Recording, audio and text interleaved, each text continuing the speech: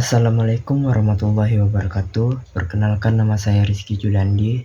Pada kesempatan kali ini saya akan menjelaskan tentang sejarah fiber optik.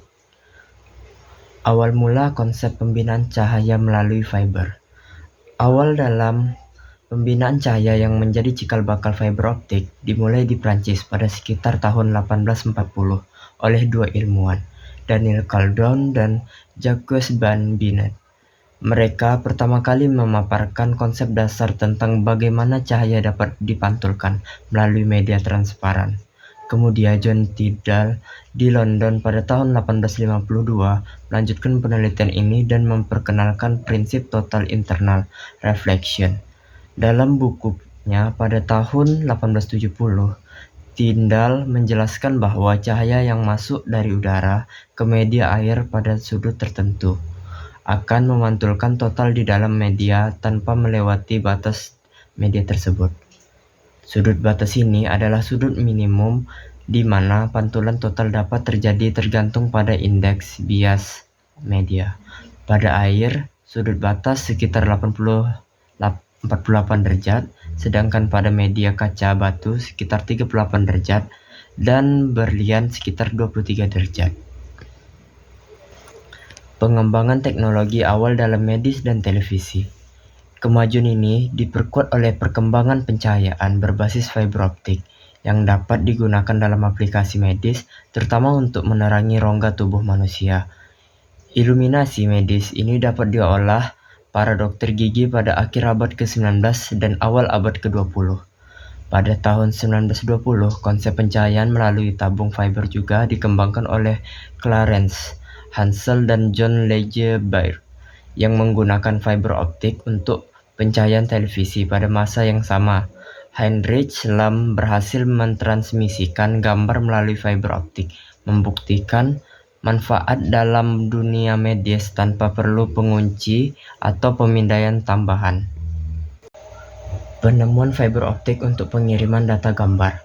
Bram van Hel pada tahun 1953 memimpin inovasi transmisi data gambar menggunakan bandel fiber optik, memungkinkan pengiriman gambar tanpa kehilangan kualitas.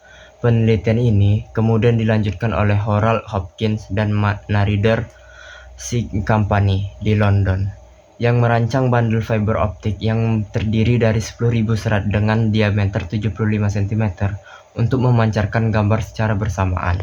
3 tahun kemudian, pada tahun 1956, Basil Hirkowitz, C. Wilbur Peters, dan Lawrence E. Curtis mengembangkan gestorskop semi-fleksibel pertama yang praktis menggunakan fiber optik, yang kemudian dipatenkan dan membawa inovasi dalam teknologi medis.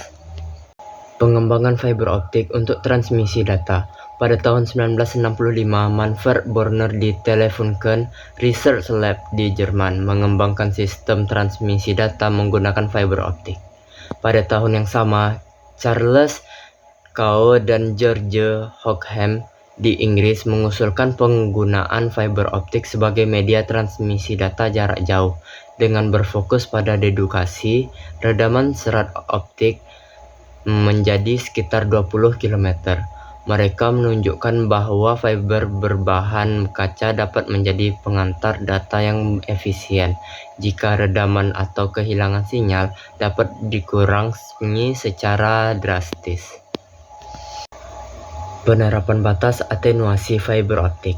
Pada tahun 1970, kelompok peneliti yang terdiri dari Robert Maurer, Donald Keck, Frank Zimmer, dan Peter Schutz berhasil mencapai kemajuan signifikan dalam teknologi fiber optik.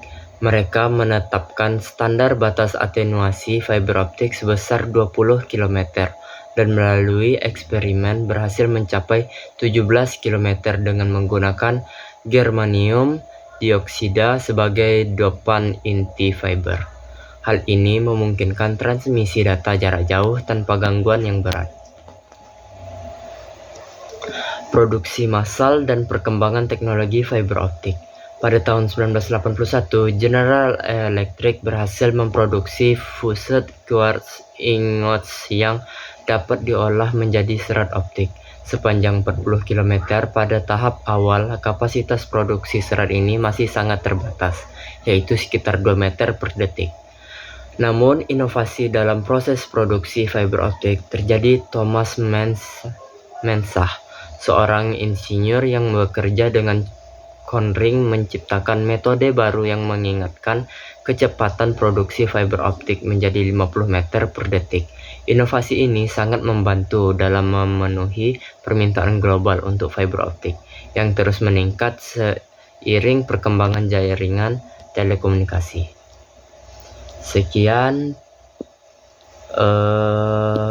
materi yang saya sampaikan. Jika ada salah kata mohon dimaafkan. Saya akhirul kalam. Wassalamualaikum warahmatullahi wabarakatuh.